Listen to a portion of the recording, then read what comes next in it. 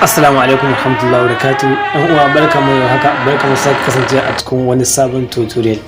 Kamar da kuka gani za muku bayani akan wasu application guda 6. To wannan application mene amfanin su? To kafin mu kai cikin bidiyon namu, ɗan uwa muna roƙonka idan yau ne farkon zai zaka wannan channel muna roƙonka da ka danna subscribe. So ba ta ɓata lokaci ba, application ɗin mu guda 6 ne kawai da kuka gani a rubuce. Da haka za mu fara daga na 6 sannan sai mu yi baya har mu zo ga na daya. App din mu na 6 zai mana bayani akan yadda zamu kirkiri logo a wayar mu ba tare da samun problem ba. Wasu da dama idan za su kirkira logo har sai sun sha wahala ko kuma sai sun dau wani lokaci ba su kirkira logo nasu ba. Da haka idan ka shiga wannan application zaka iske logo, duk irin logo da kake bukata sun tanadar muku su, za ku same su a ciki ba tare da kun samu wani problem ba. Application kuma na biyar shi kuma zai mana bayani akan yadda zamu hada text animation, ma'ana text mai motsi akan bidiyo ko kuma a gurin editing idan za ku editing na bidiyon ko wanda za ku dora a YouTube ko kuma wani bidiyo wanda kuke buƙatar ku sa text ya dinga muku animation da kyau. Dan uwa application din mu na 4 yana da matukar muhimmanci ga duk masu adin application a warsu, irin masu aje application da dama akan wasu. Idan har ka amfani da wannan application zai canza lanta na wanka, ya fidda maka application wanda ke bangaren editing daban da kuma application wanda ke bangaren video daban da sauran dai application wanda kake so akan wayarka zai fidda maka su tsarin su daban. Dan uwa application din mu na 3 shine IP logo. Amfanin wannan application zai dinga sanar da kai a duk inda wani yake ko kuma irin mutanen masu faɗa muku cewa suna wani ƙasa idan kuna magana da su ko kuma su ce muku sun fita daga inda suke. Idan har ka amfani da wannan application zai nuna maka location din mutum da kuma inda mutum yake, inda har ya buɗe link din da ka tura masa. Dan uwa application din mu na 2 shine application din da zai baka damar ka saita battery din wayarka ya rinka maka sound ko kuma ya rinka yi maka voice a duk lokacin da ka saka wayarka caji, kuma kai zaka zaɓa duka irin sound din da kake so. Idan magana ne zaka saka audio ko kuma wani abu wanda kake da bukata. Application din mu na 1 shine application din zai baka damar kai recovery na nambobinka na kwantaka wanda suka fita. To ba ta ɓata lokaci ba dan uwa, mu je cikin tutorial din namu. Dan uwa application din mu na 6 shine application din maker logo. Da haka idan kana buƙatar shi zaka same shi a description sai ka je kai download din shi. Amfanin wannan application zaka zo a cikin sa ka samu duk wani logo wanda kake buƙata, tun daga logo na YouTube channel da kuma bana da kuma wasu abubuwa da wanda suke bangaren wanda ya shafi bangaren na'urori. To ba ta ɓata lokaci ba, za mu buɗe application din kamar haka. Bayan ka buɗe application din yana buƙatar ka bashi permission da kuma da haka sai ka danna duka wani abu wanda ke buƙata ka danna allow akan shi.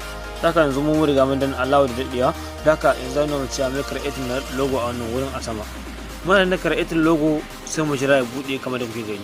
So a nan ƙasa idan zaka lura zaka ga kalo duk irin wanda kake buƙata ga sunan kalo kala duka wanda ka danna normal ba wani problem kun ba wanda lulun da zaka yi. Haka sai ka danna, misali mu ce muna buƙatar wannan kalo din sai mu danna shi. Bayan mun danna a nan ƙasa idan zaka lura zaka ga logo sai ka danna. Bayan ka danna zaka ga logo na irin abubuwa zaka saka zo ka zabi logo na irin aikin da kake yi, tun daga electronic menene duk dai wasu abubuwa wanda ake amfani da su duka anan akwai logo din su. Da ka saka zo kai select din su. Da ka mu dauka cewa wannan shine aikin mu wannan. Okay, mu yi logo din shi, ma'ana mu dauki shi shine logo din mu. Da ka idan muna buƙatar mu aje shi akan wayar mu, ga wurin saving ne sai mai saving a wannan wuri, kuma ga text nan sai mu rubuta abin da muke buƙata kai tsaye ba tare mun sha wahala ba. Wannan shine amfanin wannan application. Mu je cikin application din na 5. Dan uwa app din mu na 5 shine app na text animation. Amfanin wannan application zai baka damar duk wani text da kai ya rinka yin animation, ya rinka motsawa fiye da yanda zaka zo kai shi a wani guri. Anan idan kai kirkire text rubutu ko kuma wani bayani wanda ka dora a bidiyon ka zo ko kuma wani bayani wanda ka dora a bidiyon ka sai ka zo a cikin wannan application din ka bude shi kamar haka, sai ka jira.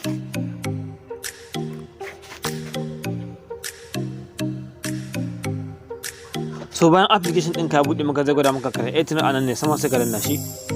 Bayan ka hanna sai tambaye ka wani zabi kake so. Da haka mu bari mu zabi wannan zabin na cikin wannan kewayen. Okay, zai tambaye wani zabi muke so, na YouTube ko kuma wani zabi muke so. Mu dauki zabin YouTube idan amfani muke da YouTube. ok, idan zaka lura ga text na motsi anan sama kuma zaka ga alamar bit na rubutu, zaka saka dauke wannan bit din ka rubutu.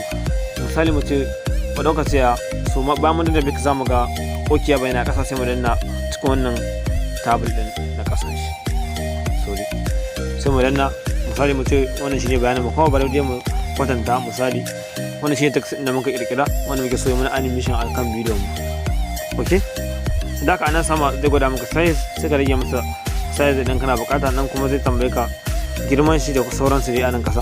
Idan ka so gurin editing zaka zo ka zaba duka abin da kake so. Anan kasa kuma cikin wannan logo din na A ka danna shi kamar haka, za ga duka wani text mai animation ga sunan kala wanda kake so ya yi maka. Ok, kamar da kake gani ga sunan dai kala sai ka zo ka zaba. Kun gani bayan ka zaba wurin downloading sai ka danna wannan alamar wannan kan nawa zai tambaye ka wani edit kake so a yi maka shi, dan haka sai ka zabi wanda ya yi maka. Dan haka ba mu dauki wannan heading.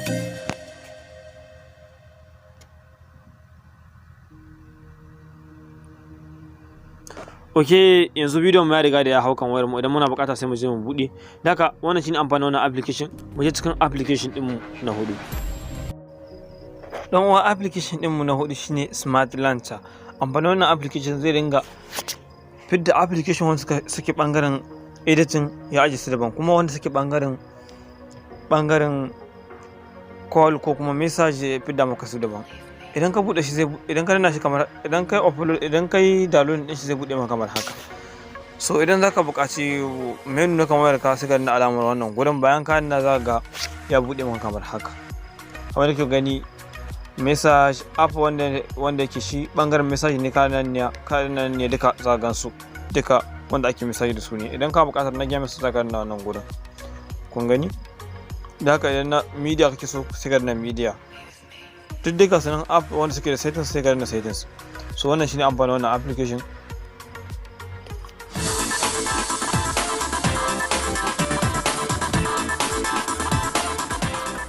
Application ɗinmu na uku shine IP Logger. Amfanin wannan application IP Logger shine idan kana da mutum kuna chatting da shi a WhatsApp, wasu dama za su yi maka ƙarya su ce maka suna wani wuri ko kuma suna wata ƙasa.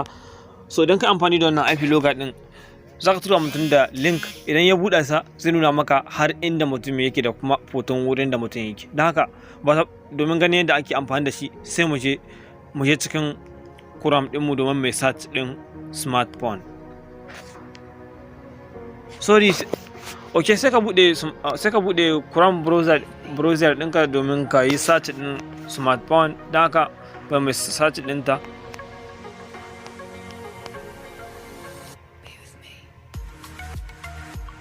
Da haka ko haka muka rubuta zai mana normal, ba mu saka daidai. Ok, kamar da kike gani zai bude mana wayoyi da dama. Da haka sai mu maida shi zuwa images domin mu samu wayoyi wanda muke bukata.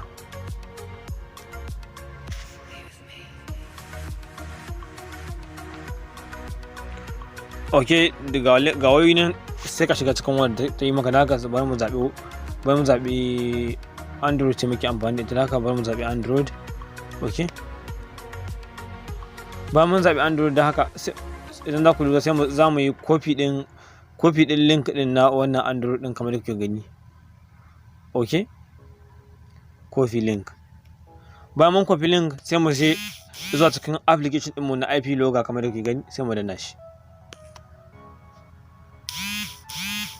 Bayan mun danna IP Logger din mu kamar da kuke gani, a nan ƙasa zai nuna maka plus a nan ƙasa, sai ka danna ta. Bayan ka danna ta zai tambaye ka image wannan gurin EL. Da ka sai mu danna shi.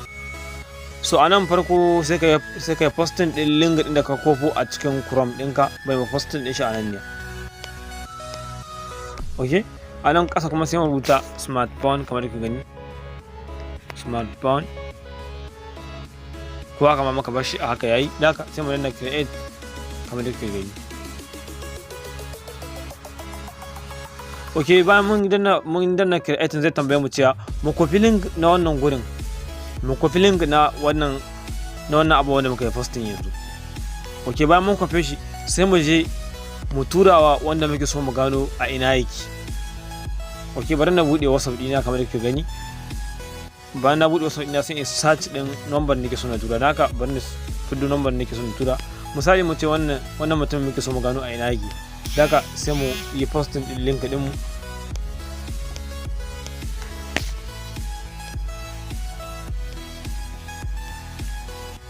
Sorry, bari mu janye wannan abin. Bayan mun yi posting din wannan link, link din mu ban kofo link da kyau, da haka ku hakuri, bari mu kuma mu sake kofo shi daidai.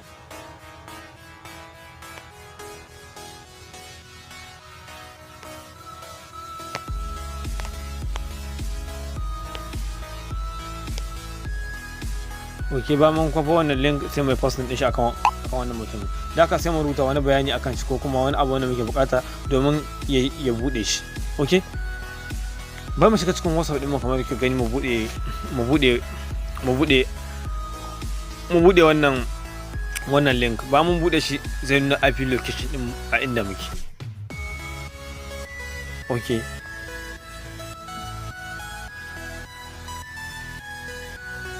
ba mun bude ba amma zai nuna mana, da haka in dai har wanta wanda ka tura ma shi ya buɗa shi, sai ka kuma a cikin application din na IP logger kamar da kuke gani, sai mu danna biyu. Da haka kamar da kuke gani an nuna cewa IP location din mu yana cikin United States, da haka ina amfani da VPN, shi sa aka nuno ina cikin America. To wannan shine amfanin wannan application.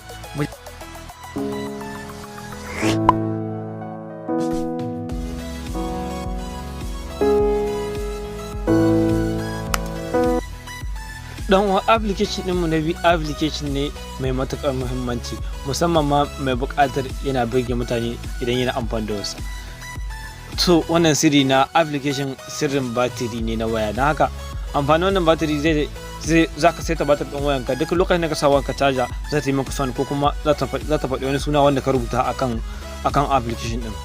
So ba ta bata lokaci ba, za mu danna application ɗin kamar haka. Bayan mun danna, mun riga mun yi creating na sunan da ta ringa faɗi, da haka bari mu yi supreme ɗin shi kamar da kuke gani. Bari mu shiga cikin mai delete ɗin shi, bari mu gani mai baya duka don mu samu damar yin delete. Ok, mai delete ɗin shi, da haka sai idan ka shigo cikin shi kaga haka ba za ka samu komai, kamar haka za ka samu shi. Da haka sai ka danna wannan plus ɗin ta sama. Bayan ka danna wannan plus zai nuna maka cewa wani set kake so, na low battery ko kuma na connector na charger, ko kuma idan kana buƙatar ka je cikin file ɗin wanda ka ɗauko waka ka dora. Da haka mu ba mu buƙatar ko ɗaya daga ciki, za mu yi amfani da connect na charger. Da haka anan za su tambaye ka wurin wanda aka rubuta audio ne, za su tambaye ka rubuta abin da kake so. Sorry, ba mu buƙatar ɗaukar audio, da haka sai mu ɗauki text speak. Ok, text ɗin mu kenan zai rinka karanta mana, sai mu rubuta Biniya Tech. A nan za mu iya ƙara maimaitawa Biniya Tech, a nan ma haka Biniya Tech. Sorry, za mu isa youtube.com kamar da kuke gani, za mu isa youtube kamar haka. Da haka sai mu zo a wannan gurin yin saving, sai mai saving ɗin shi kamar haka. Ba mai wannan saving, duk lokacin da muka sa mu charger sai ta faɗi sunan Biniya Tech kai tsaye. So wannan shine amfanin wannan application. Mu je cikin application ɗinmu na ɗaya.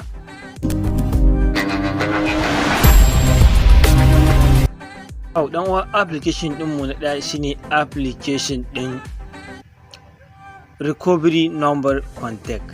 Yanzu za ka yi recovery na number na contact ɗinka. Duk lokacin da ka yi deleting na numbobi na contact ɗinka, wani lokaci kana shan wahala yayin dawo da su.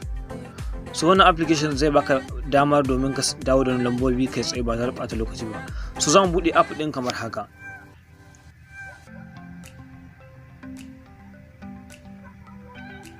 Ok, sai mai jira.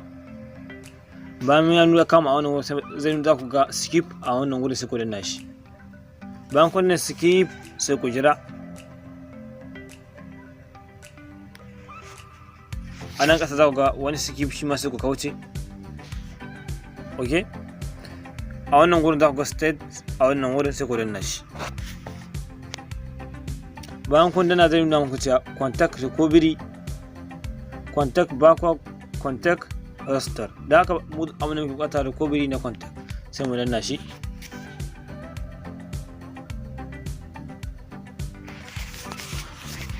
Ok, sai kun jira shi na wani lokaci domin ina tattaro duka wasu file ne na kamar da kuke gani nan dukkan moment ne delete ne as na yi activate din wannan nambobin gabaki ɗayan su. Idan muna bukata mu dawo da su gabaki ɗaya sai mu danna wannan select all din wannan, ba mu danna select all sai mu danna wannan rest din. To haka ni bana bukatar wannan nambobin su dawo a wayata, shi yasa ba zan dawo da su ba. To wannan shine amfanin wannan application. Duka anan zamu ce da ku assalamu alaikum, mu sake haɗu a cikin wani sabon tutorial. Mun gode.